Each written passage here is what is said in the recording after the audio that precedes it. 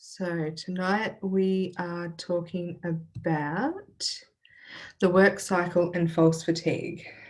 So for some of you, this is the first webinar you've joined in on, but you would have done reading on the adult and prepared environment, sensitive periods, and some of the other subjects.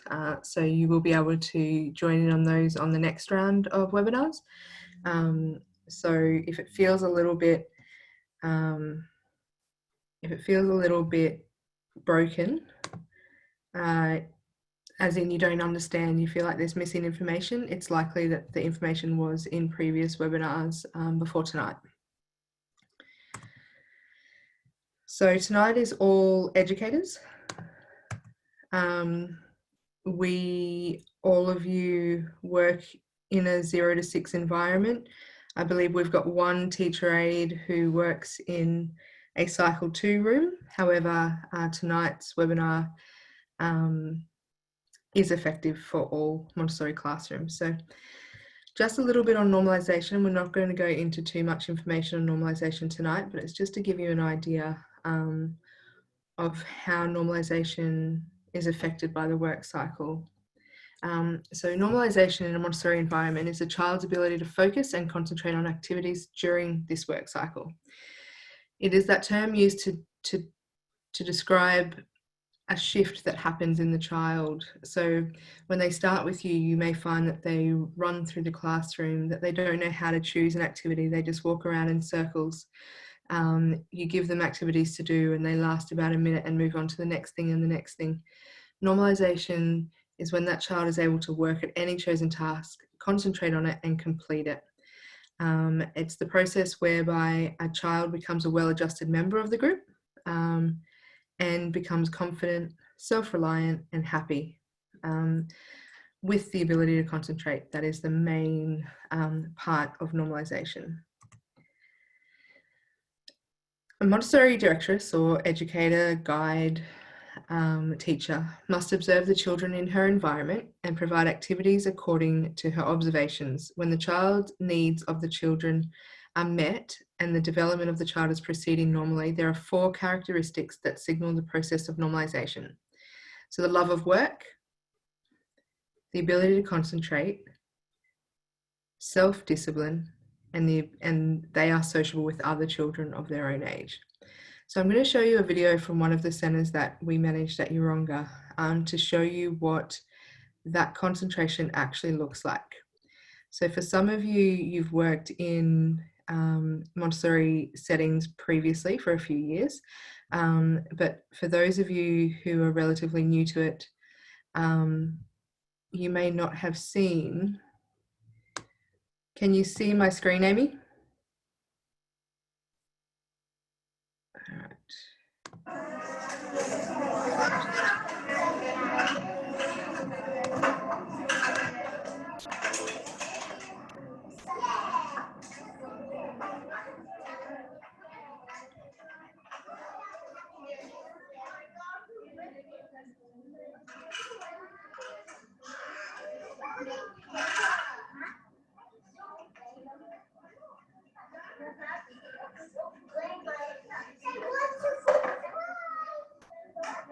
So this pouring activity is completed by the child over and over.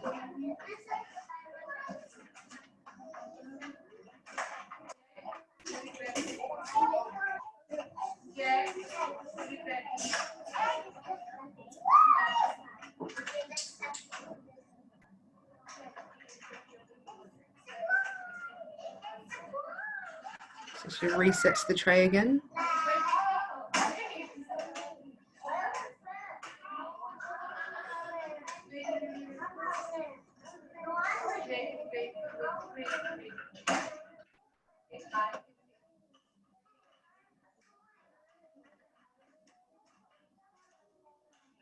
All of the things are happening around her, but she's so engaged in the activity that she's doing.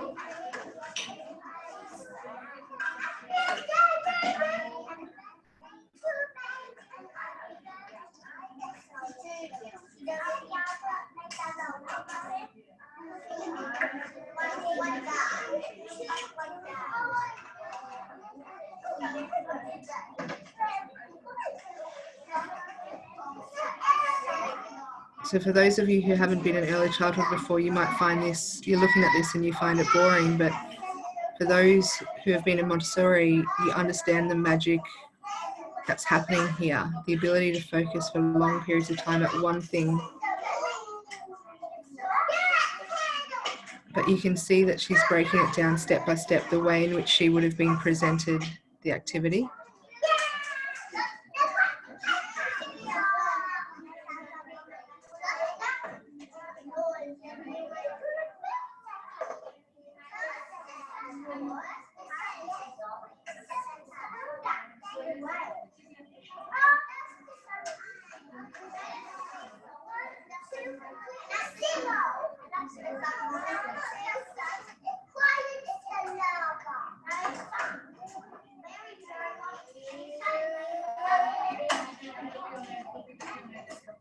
All of the steps are important and necessary, but this is what normalisation looks like.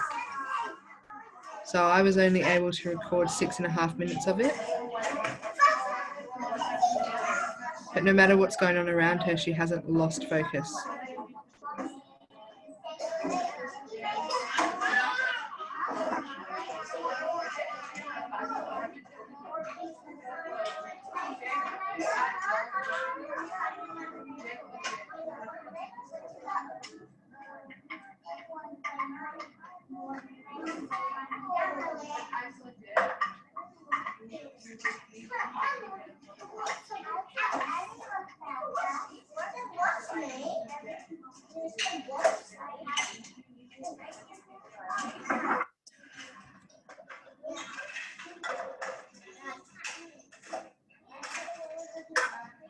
So she keeps going.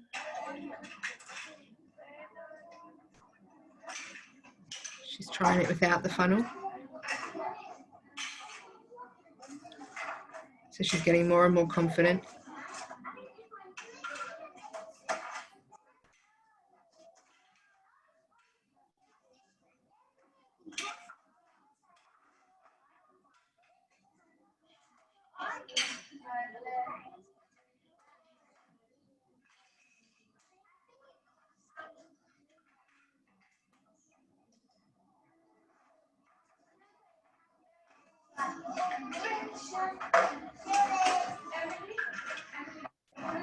She's felt like she's mastered it. She's starting to get distracted. She's also intrinsically happy with herself.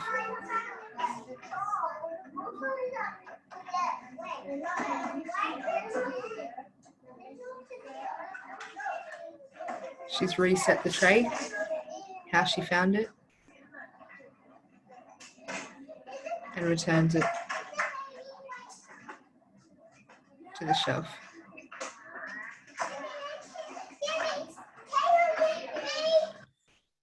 That is normalisation.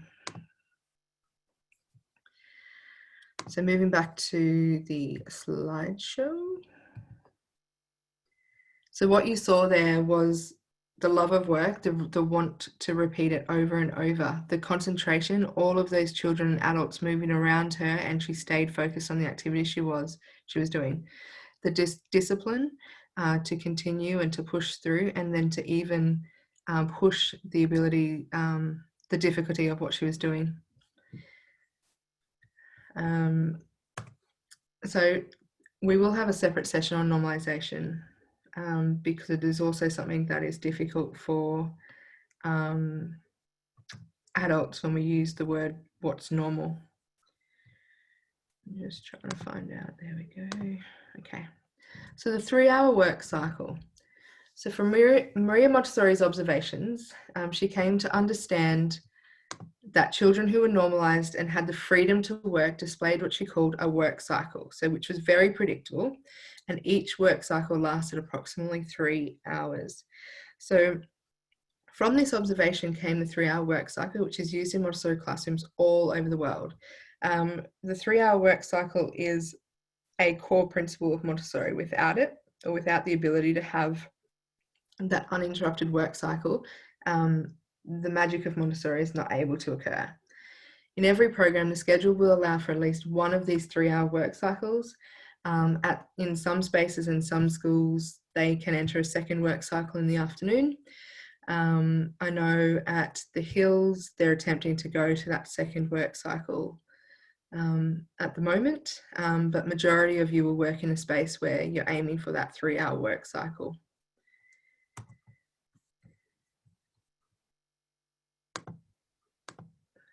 The length of the work cycle will vary based on the age of the children. So for those who are in the toddler community, you will find that potentially, you're getting to 90 minutes, 2 hours maximum each day. As those children progress and normalise, and as they get slightly older, you'll be able to push that work cycle further and further. During that work cycle, the children have the opportunity to work uninterrupted, choosing their work, completing tasks and exploring. So for those who come from mainstream, it can be really difficult for you to watch a child walking around, looking and observing and exploring their classroom rather than just sitting in an activity. When we talk about false fatigue shortly, I will mention that it's extremely important to be able to sit on your hands and to let that natural part of the day happen.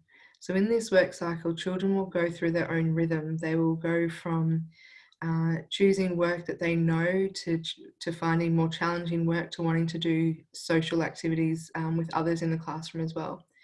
So in our Montessori classrooms, the children can work individually or in small groups, while the teacher has the opportunity to work with children, giving them individual lessons. So for those who were in or have listened to the webinar on the peacekeeping role, the importance of that role, allowing the teacher to have the chance to do those individual lessons, allows for this actual work cycle to happen. Without it, the whole thing falls apart. So we do allow for small groups. In some reading, you might feel like or hear in the comments that Montessori children are only allowed to work by themselves. So that's not true. We don't usually do large group activities because that's not really meeting the needs of all of those children when we do that. But small groups absolutely is allowed. And during the first few minutes, so if we break down the work cycle, so let's say we go in at 9 o'clock in the morning. During those first few minutes of the Montessori work cycle, the children are quite noisy and busy. So it's usually when they're saying hi to each other, talking, finding out talking about the clothes they're wearing happens a lot of the time. And it's a time where they can reconnect for the day. And that period soon ends though, and the calmness comes across the classroom. And those children start to settle into work and focus on activities. So then the next stage of the 3-hour work cycle, the children will choose familiar activities that they have worked with before. Now, the reason that they do this, it allows them to switch on, to get started for the day and to build a sense of self-confidence through their achievements. So the children feel confident and empowered when they choose work that is easy for them, and they will then have prepared themselves to complete more challenging tasks. So you might find that in that space, in that sort of the beginning of the work cycle, they're moving from one activity to the other relatively fast and quickly, because the activities are not challenging them, but it is filling their cup and allowing them to feel like they're going to be successful at things.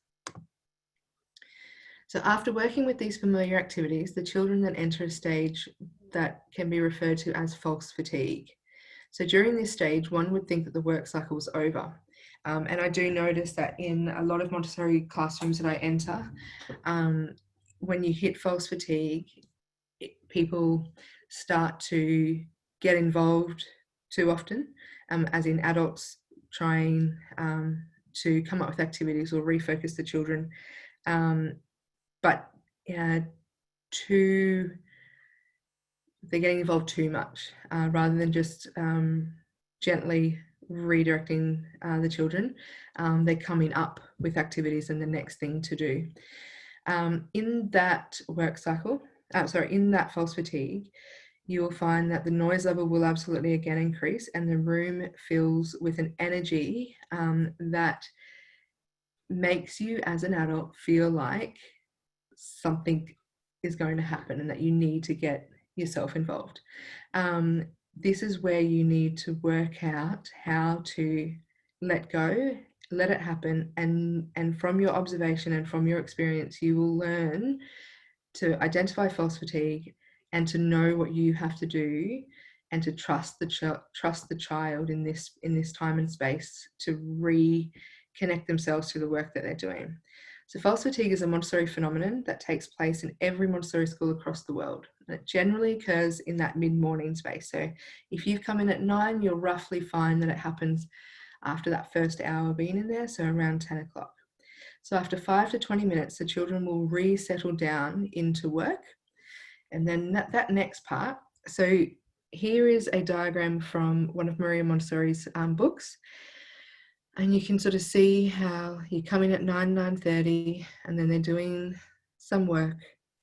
Your false fatigue comes in at that 10 o'clock mark, and then they head into what she can call great work. So what we want to do is learn how to identify false fatigue, how to change what occurs in that space and to redirect children who need it, and to allow for that next depth of work to happen, because that's when the big work happens. So the period of great work, this stage is then followed by a stage when the children settle back into purposeful work. So Maria Montessori occasionally called this the great work.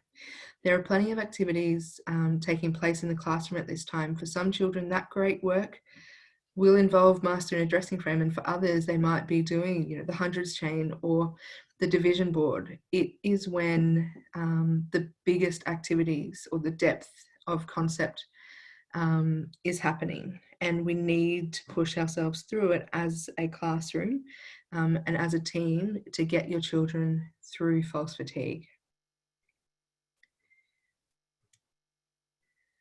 So regardless of what the child's great work is, it is a time that the child is concentrating and moving towards new challenges. So this is when they've spent the morning filling up that cup, getting more confident in the work that they're going to do, and then willing to challenge themselves further. So in the video that you just watched, you saw her repeat, build that confidence level, and then give herself a go at something more challenging. So she tried to pour, and she did it successfully without the funnel. So what we want is to get children to that challenging part where they've been given a presentation that we know that they can successfully do, but it is going to push them through to get that intrinsic reward from the completion of it. So after this stage, the children begin to pack away their work and look for a chance to complete an easier activity such as cleaning a table, book, reading an egg timer, doing different, simpler things. So in that video again, so we're just talking about, you saw her repeat, fill the cup, then challenge herself, and then start to look around because she had that intrinsic reward. But that big work can be tiring. So then they start to look for something that they know is going to be simple. Each classroom must have expectations for the children to allow everyone to work and stay focused. Without these expectations, getting a successful work cycle happening in a Montessori space is not going to happen. These expectations should be appropriate for their age and for the individual personalities you have in the classroom. So these expectations are rules for behaviour. They provide limits to the whole group, but also to individual children. They're based upon respect for themselves, each other, and the whole environment. By role modelling and discussing these expectations to the children, it will allow the classroom to be a secure, peaceful place for the children to work and give the child freedom to choose and concentrate. The children need these expectations so they know what is expected of them and safe in the environment. Montessori very often gets the rap in our Mythbusters, we'll call it, about, that's the place where children get to do whatever they want, or the complete opposite of that, or that's the really strict school.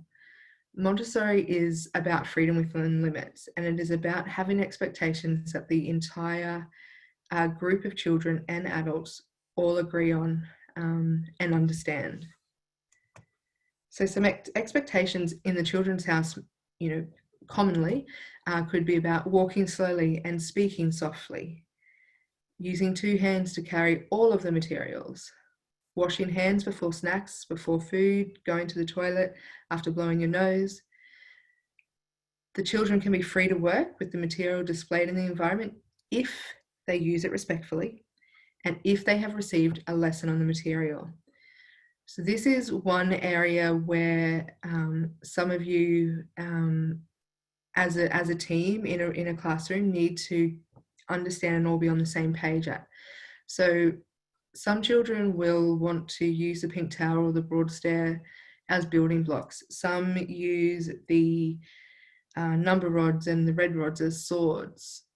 Using them as swords is not okay. That is not using the materials respectfully. You need to redirect a child in that space to something else that can meet whatever need they have in that moment. But that's not how we use those materials.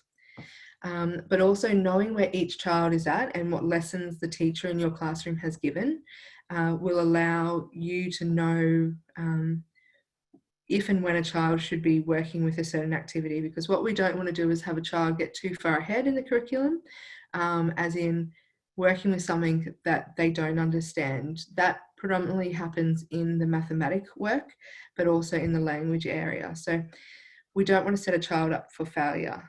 And so this to me is one of the expectations that commonly gets misunderstood or forgotten about and not adhered to. And it's really important that this is discussed as a team on how you're going to manage that expectation. The children may complete their work on a rug or at a table. So the mat helps define the child's workspace. For a work cycle to happen, for children to be able to stay focused, this is a rule that really needs to be followed. And the reason for that is if you don't have these expectations in place, the chance for conflict occurs more so than if these rules do exist. So as a peacekeeper, if you didn't have these expectations working, then you're predominantly breaking up conflict or, trying to move children off each other more than you actually need to if that expectation is understood by all in the classroom, especially the children. That the children are responsible for their environment. So if they spill water, they must mop it up. They must return the equipment to its place. Rugs must be rolled up and put away, and chairs must be put back under the table.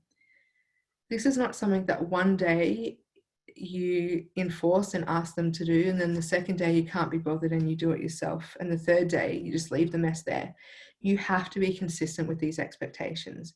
And this is one where the responsibility of the environment falling on the child and guided by you can really build up that self-confidence, but it also eventually makes your job easier because these children are having respect for the environment, which is a core part of what we're trying to get them to understand.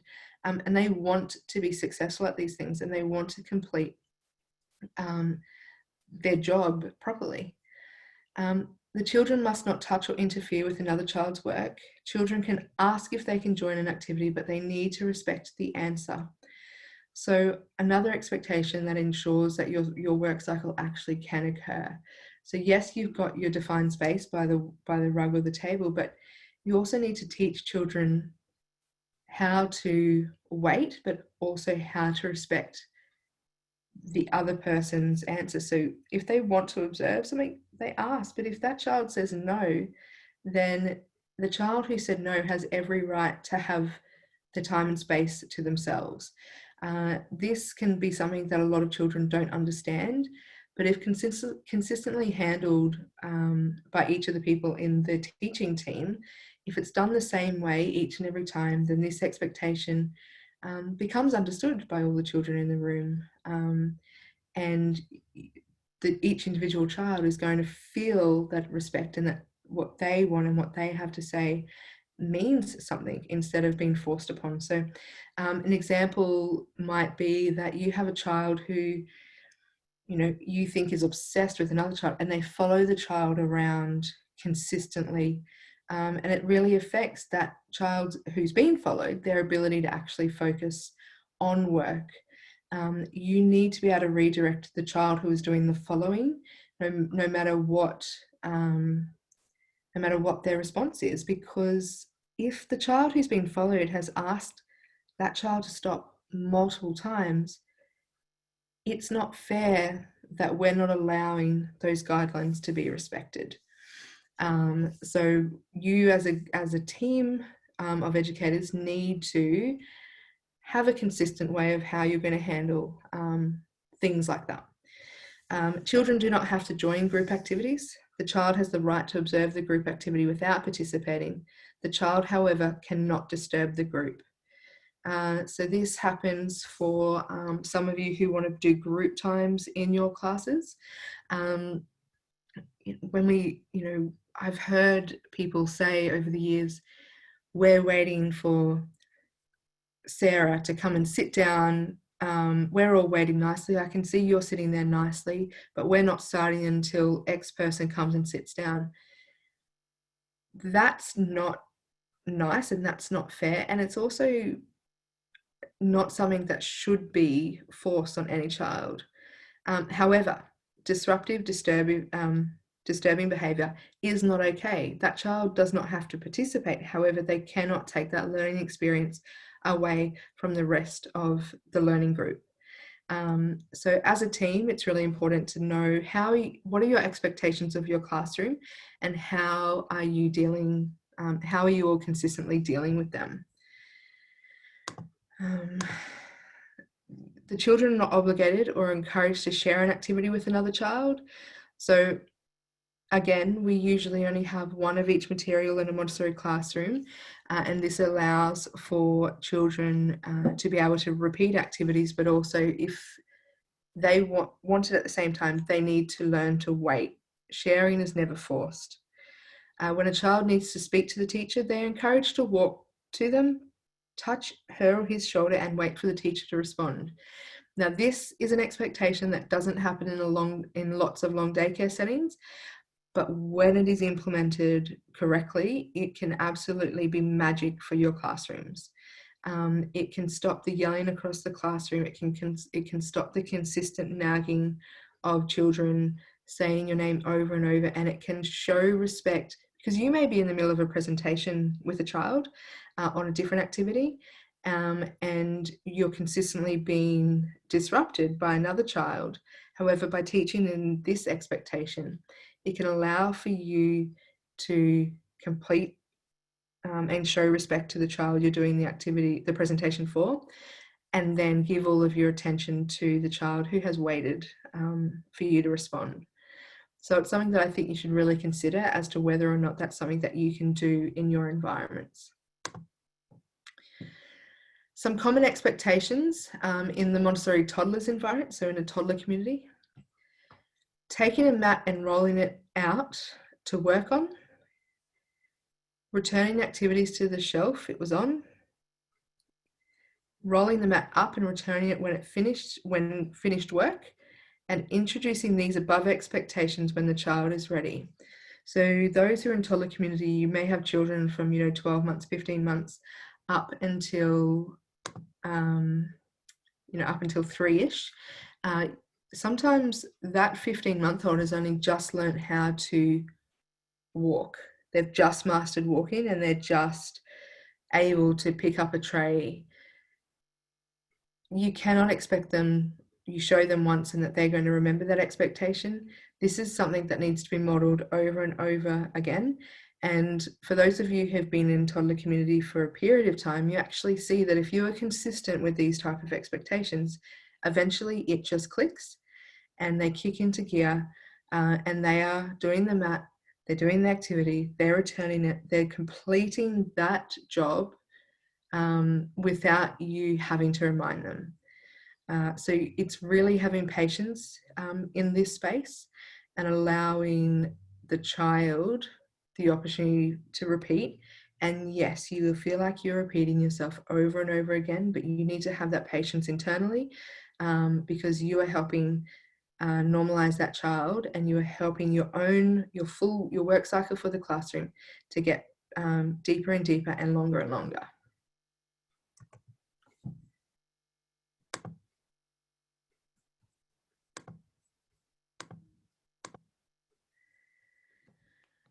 So something that you might find is lots of schools and long daycare centres will usually have their main 3-hour work cycle in the morning.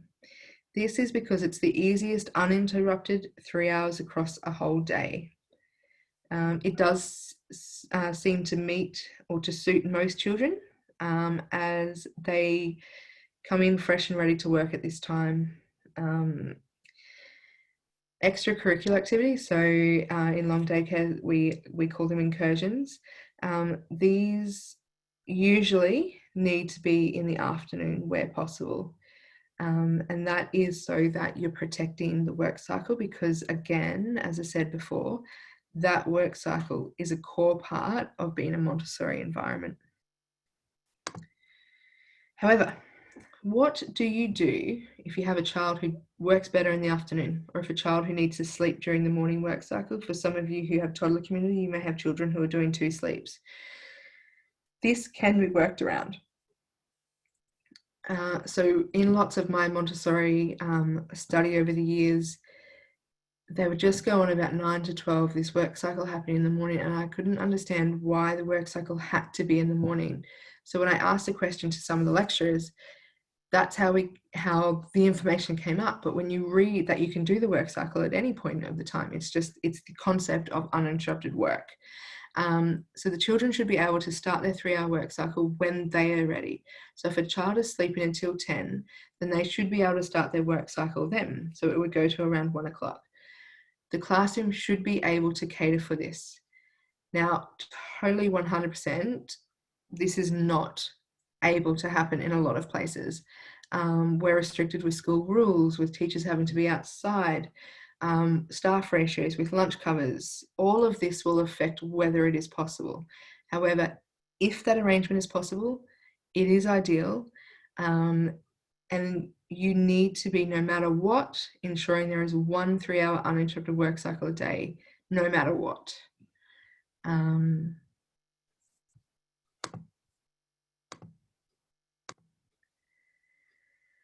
so, talking about false fatigue. So I've shown you how and when to expect that within your 3-hour work cycle.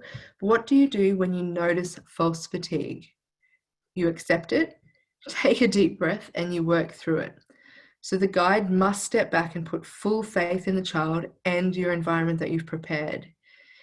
If you can avoid disrupting this period of false fatigue, it is likely that the children will return to their work with more focus and concentration than the prior period. Now, one thing I didn't mention before as well is the difference between a school and a long daycare setting is you have different children each day. So getting to a full 3-hour work cycle is amazing if you can do that consistently. But you may find that on a Wednesday, that group of children together is so different to children on a Thursday. And you may find that your work cycle might be shorter on Wednesdays, but on Thursday you could pretty much go all day. These things happen and must be considered in a Montessori long daycare setting, because schools usually have the same children 5 days a week. So you know that each and every day, the personalities that are coming into your classroom and what that mix of children looks like. So you can actually prepare your environment based on that. However, in a long daycare setting, you prepare an environment based on the children in your classroom. However, your children and that group of personalities changes each and every day. So that false fatigue, now that you know about it, you will start to see it more often. And when you see it, you need to be able to trust yourself, the children, and your environment as much as possible, and allow them to go back into that work. Now, because of the different children each day, over a period of time, you should know those children that you would need to redirect further, or who start to hit false fatigue earlier than others. So as a team, that is something that needs to be observed by all of you, and to work out who, how, and when certain things are going to happen when you hit that false fatigue, because dependent on your team. You may have some educators who get too involved, and false fatigue actually drags on longer than it would have if they didn't get involved. So it's a conversation that, as a collective, who is making the calls in that time and space. What not to do. Do not transition the child to avoid or to mitigate the restlessness. So don't assume the child is not capable of continuing his work. So many of you as educators have preconceived ideas of what's coming from certain children. You need to start each day as new, and you need to believe that today is the day that child is going to be able to go back into their work without my help. Because one day, if you're consistent like that, one day that's going to happen. And the more of your classroom that you can get through normalisation, going into this great work, the more likely that 1 or 2 or 3 children who consistently can't be gently guided back into work, they will eventually get there. So Montessori Musing Place, which is a blog, writes, by anxiously stepping in. So when you see false fatigue come, your anxiety levels start to lift. By actually stepping in and managing at this point, teachers replace the child's will with their own. So when you step in and start to tell the child how they're feeling or tell the children what they're going to do, it is no longer the child's choice, it is yours. So that observation sums up the impact of doing something about the false fatigue. You don't always need to do something. Interfering may actually make this period of false fatigue last longer.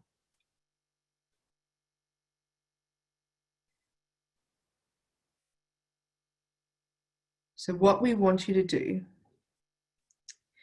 is feel that anxiety when that noise starts to creep up, when children start to become more and more distracted, when you have more of them walking around not engaged in activities, you're going to feel that anxiety. You need to hold that and trust that as a team and as a group, you've prepared your children to be able to go into that next phase.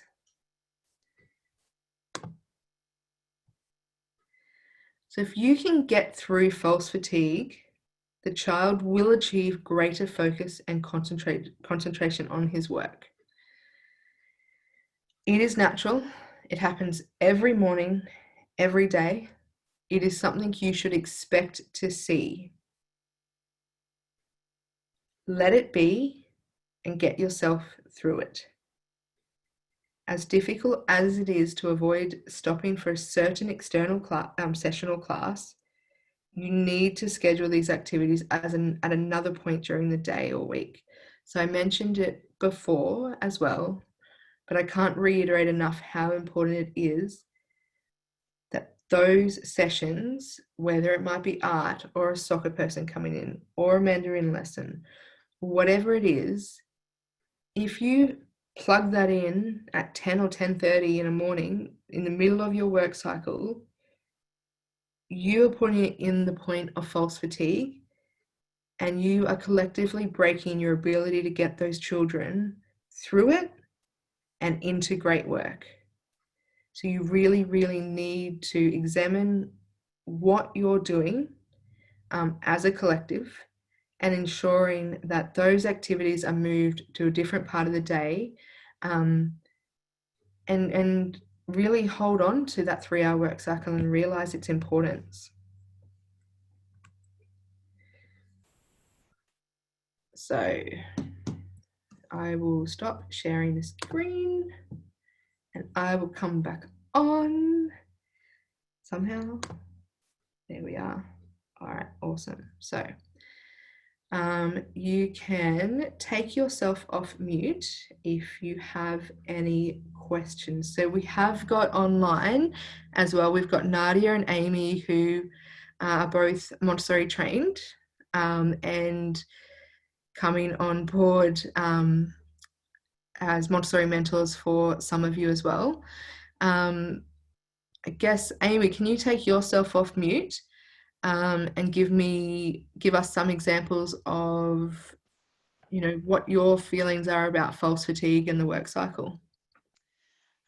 I think you just got to be sort of let it go with the flow a little bit more, and really not jump in and let them and interrupt them through that work cycle. Sort of like give them that freedom and that sort of space to sort of work out themselves what their inner need actually is, and let the environment, which should be prepared for those children's needs, speak to that child. We as an adult need to sort of be that third thing for the environment. Should be the child, the environment, then us. So if we can see that children are really struggling, we can sort of support them gently and guide them towards what we sort of know then what they're working on. But you should let the environment speak to that child and let their inner need guide them. And then you will really see the magic of what Montessori is all about. Yeah. Yeah.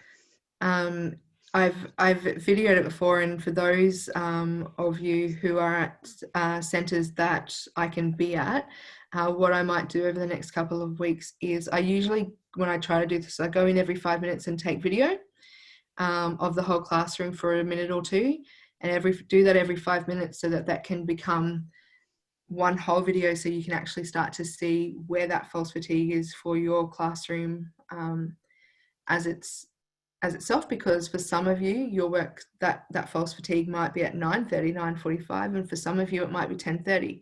But I also know some of you work in some of the classrooms where on a Wednesday your false fatigue's at 10 o'clock, but on a Thursday it's 11 o'clock because of the mix of children you have.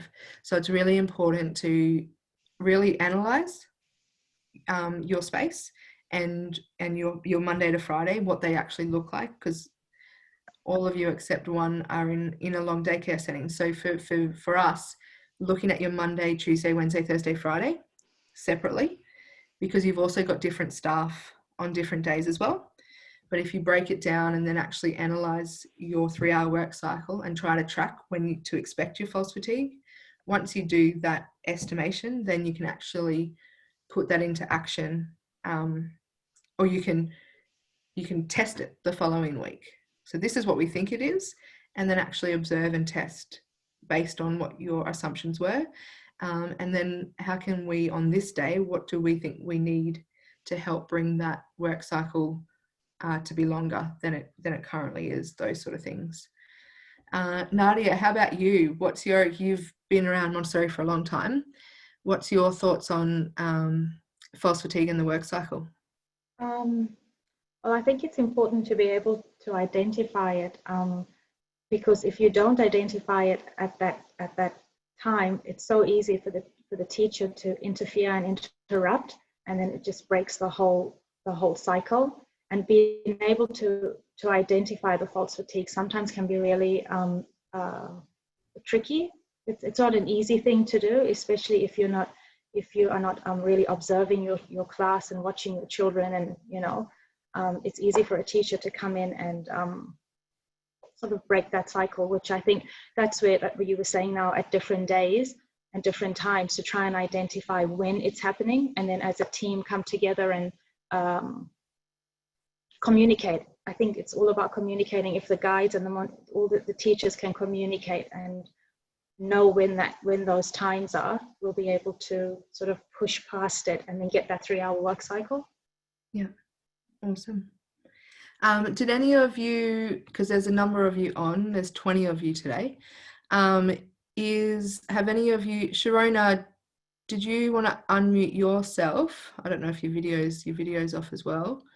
But did you have anything to add to tonight as well?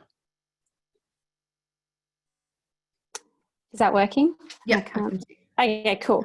No, I just really liked that when you can recognise it, especially in long daycare, it does look different every day, and sometimes that looks different weekly as well.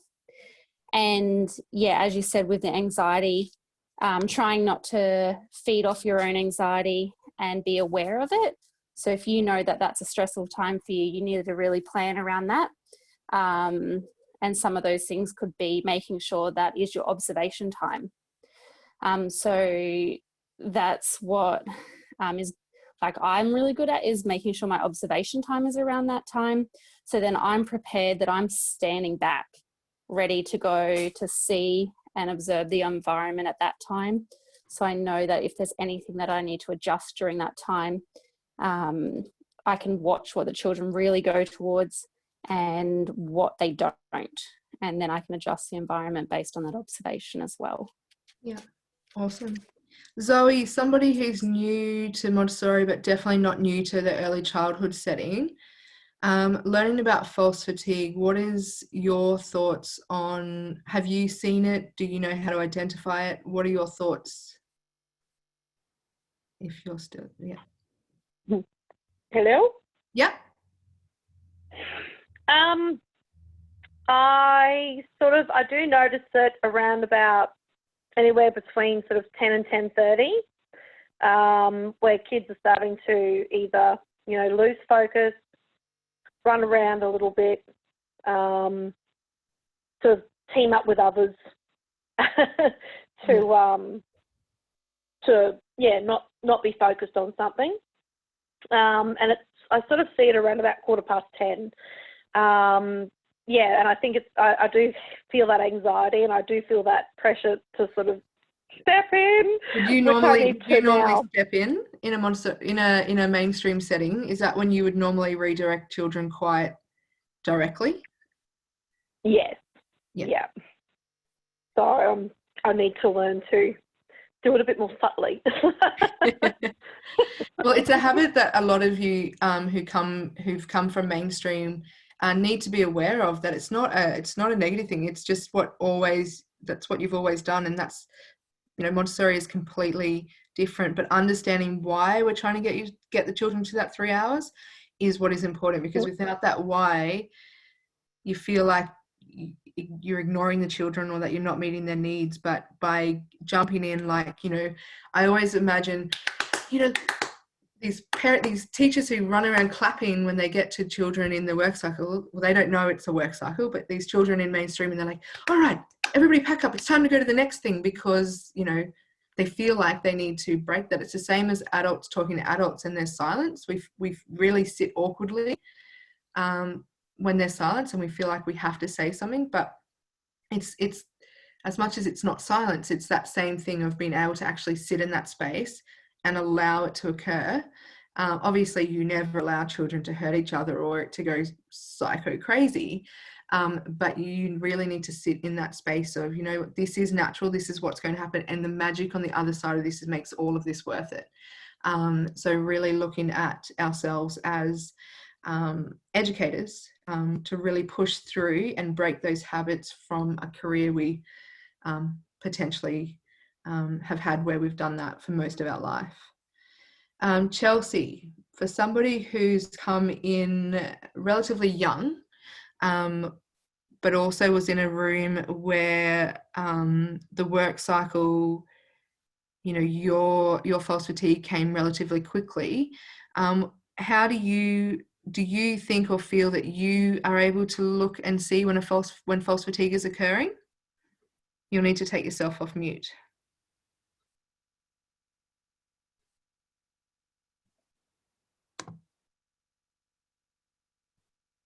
Or Charisse, you're there as well. Do you want to talk to us about seeing the false fatigue in a primary setting?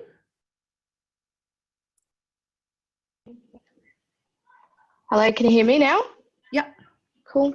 Well, I have noticed actually that depending on who we have in the class at the time, or, especially with COVID at the moment, we've noticed maybe the last 2 weeks, just numbers have dropped off. So we're seeing it quite more frequently and earlier than we used to. For example, like we'd have snack time at 10 o'clock and would really see that the children definitely need not redirection as such, but they yeah, we definitely notice it more often now that things are a little bit more irregular. Yeah, that's right. That's a perfect way to describe it. With just having that little bit of irregularity in there, yeah, it's more prevalent, I would say. Yeah, awesome. All right, and Ashley, you've come from working in the toddler community into a children's house. How are you finding, and you're in a relatively large children's house, how are you finding the work cycle and the false fatigue in your environment? You'll need to unmute yourself.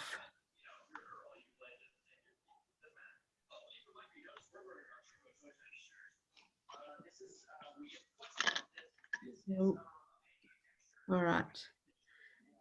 Sarah, somebody who came into Montessori as a parent, but now working in a toddler community, how do you feel about the work cycle and false fatigue? Unmute yourself. Yeah. I agree with Zoe.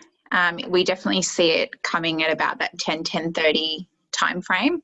But we've definitely found, since there's more stability from an educator's standpoint, the kids we're able to push that false fatigue out further and further, in particular on certain days. And we're like, yay, we got further, you know, and you sort of have those little wins as a team to know that we are making progress with the kids. I think coming from a mum's perspective, you used to, you know, having one or two kids where it's easier to keep them engrossed in what activities they're wanting to do. They're not having to share as much, or not share, but wait. And then coming into the classroom, seeing the dynamics of the range of children and coming in from different environments, to then coming into a Montessori classroom, they don't understand a lot of the time when they're new. You have to wait, you have to ask, and you can't just go in and you can't interrupt that child from doing the activity that they're doing. So that's been really interesting to see. But then when you do have those small wins of the kids coming and sitting down and watching or explaining, so, you know, I had a child today told me that they wanted to do that set activity that another child was working on. I said, well, you need to wait and let them know that you want to have a turn, and then just watching them converse with one another, both during the activity and then once the other child was finished, she actually went and acknowledged to the other child that it was ready. And you go, oh, awesome. You know, it's a slow progress for some cases, but when it does happen, it's just awesome, really. But I think there is a lot of work to be done from a standpoint of, you know, working, because like Zoe said, a lot of our kids want to run, jump, play, dance, and we're working on our environment at the moment to cater for that. So that's been quite challenging, but also rewarding, because we're getting there. And for someone, like you said, who's just come from a Montessori as a mum to now an educator, there's things that I do in my home that may not necessarily be the right thing to do in a classroom. So it's also juggling the two different perspectives of what I see as a mum and what I see and what needs to be done as an educator. So, yeah. And Saf, based off what Sarah's just said, you moved your toddler community to have the gross motor area. And how has that helped your work cycle progress or deepen over the last couple of weeks since making that change? I think definitely it's helped with the room environment, because the children seem to, when they aren't as, focused, they go off to that area and have a little bit of time and then talk to their friends, be social, and then when they're finished, they go back to their areas and get back into it. They get their mats out, do their activities, and we think it's working really well for that reason, because they seem to really know when they're ready to talk, when they're ready to do their activities, and that's the sort of stuff. Yeah. So you feel like your work cycle is getting longer because of it? Like, yes. Okay. Who else I got? We're going to wrap us up. Kylie, how about you? How's things going for you?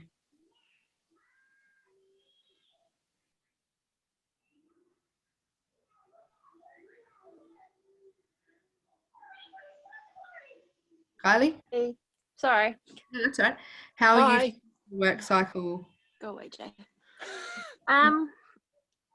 Yeah, you can definitely tell when there's false fatigue, but having the indoor outdoor has been helping a lot. Mm-hmm.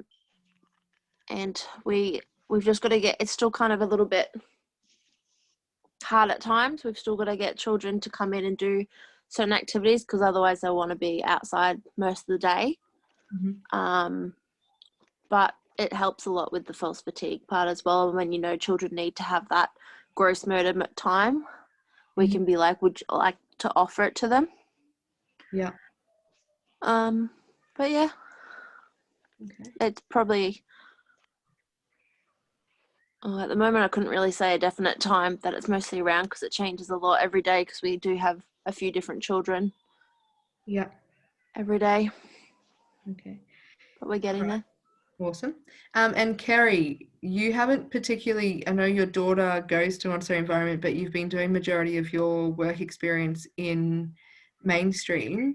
When we talk about something like false fatigue in the work cycle, how do you look at that, comparing that to the mainstream environment experience that you're having at the moment?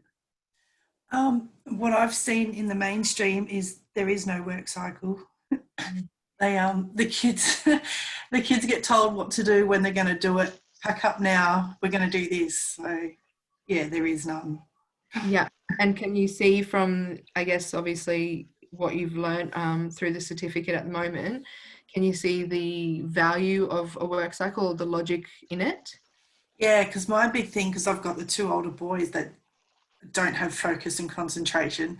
So that's a big thing for me to make sure that my daughter gets that concentration and focus, and for any kid, because I think it's really important after having my two who are now grown up, Yeah, that to be able to focus on something is really, really important. So and that love of learning. Yeah.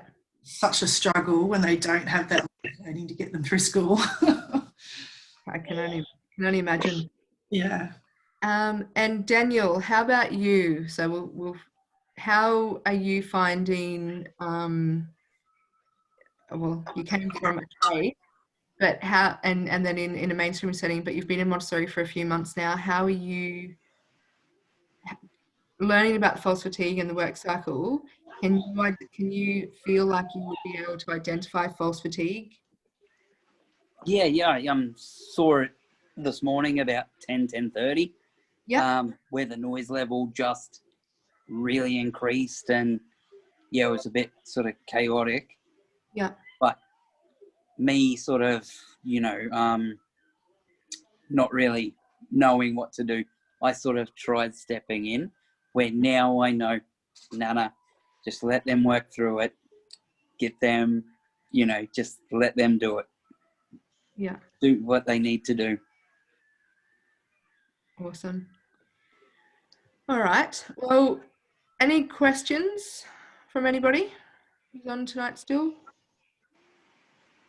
I have a question. Yep.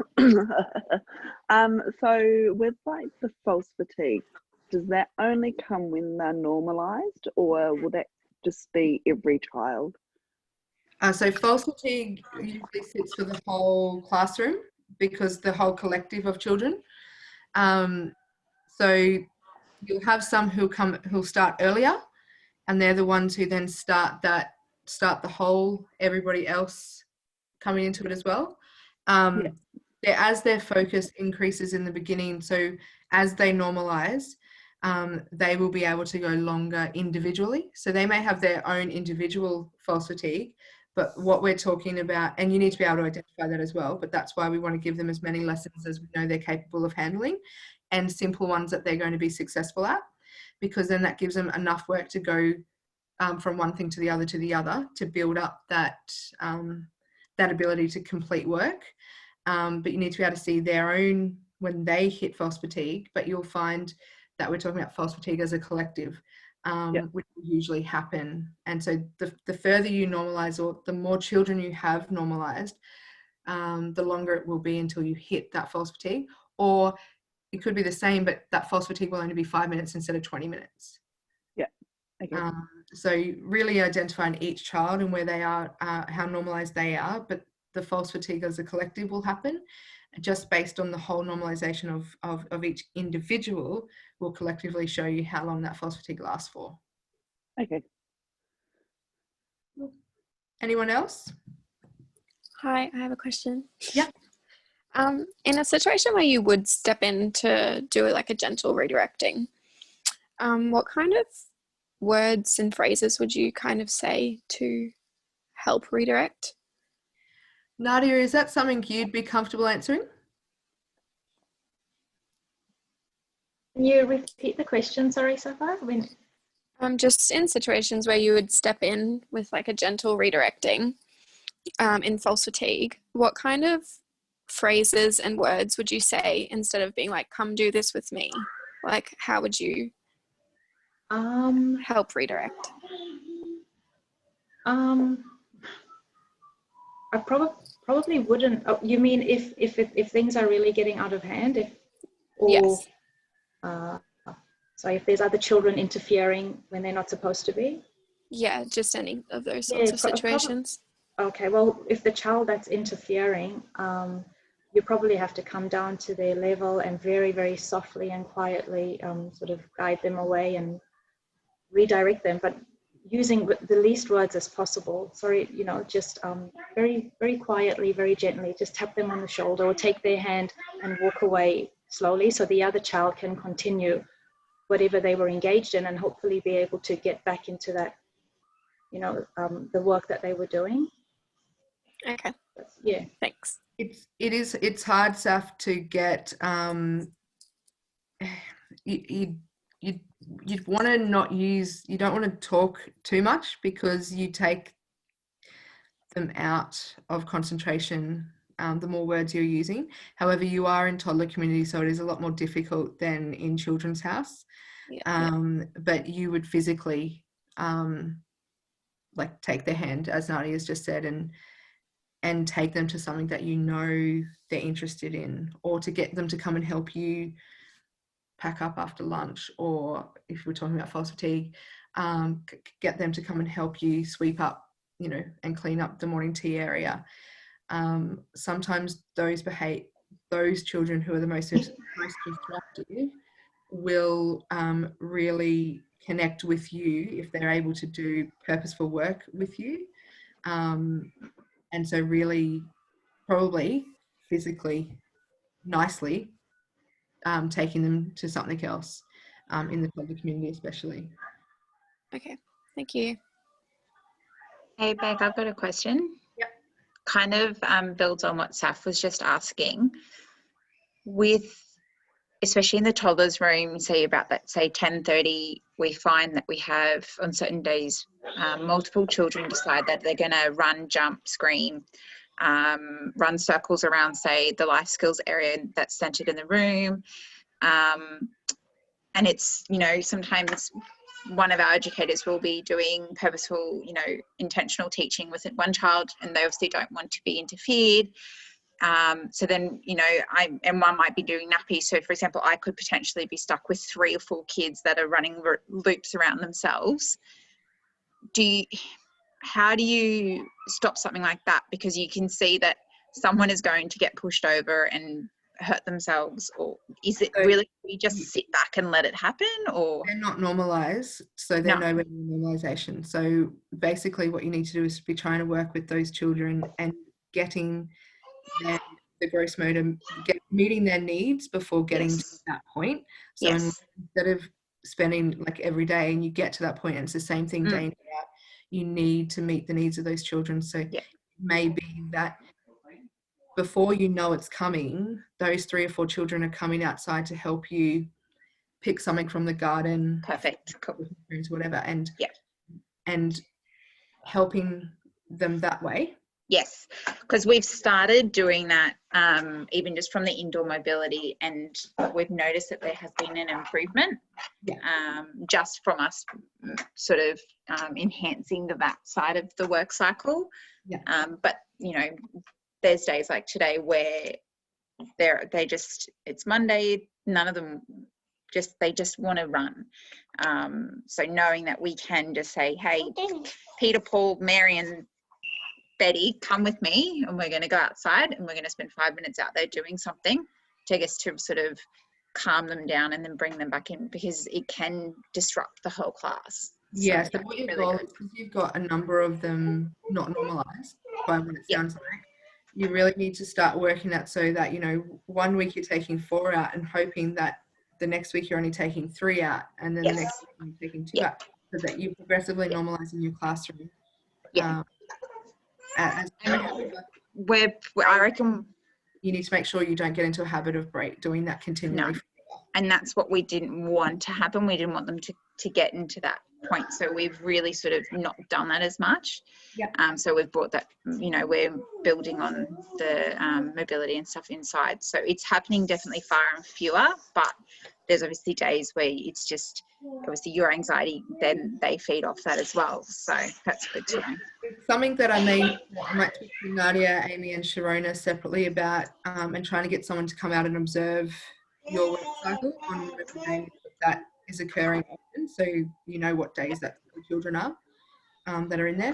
Maybe try and get some type of solution for them, Nadia and Amy. I know that you're both mainly children's house trained, but just to see whether it's normalisation or if that's true false fatigue, and how we can help them get through that, because the Green Heart has gotten full pretty quickly, like as in they're now at sort of 81%, and for a 40-place centre that growth is really fast. So I would say it's lack of normalisation rather than false fatigue. So we can have a chat about that separately anyway. We might try and get a solution for Green Heart out there, just even if it's observation to start with. Yep. Thanks. All right. Anyone else? Take that.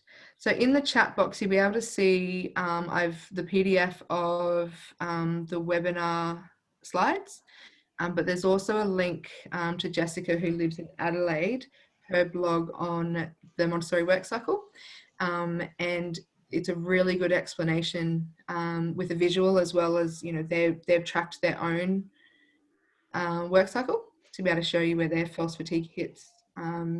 They've got a number of centres in Adelaide, and they've come up to the hills before to observe us and provide feedback for us as well. So they're probably 2 elements that I find helpful after tonight's session.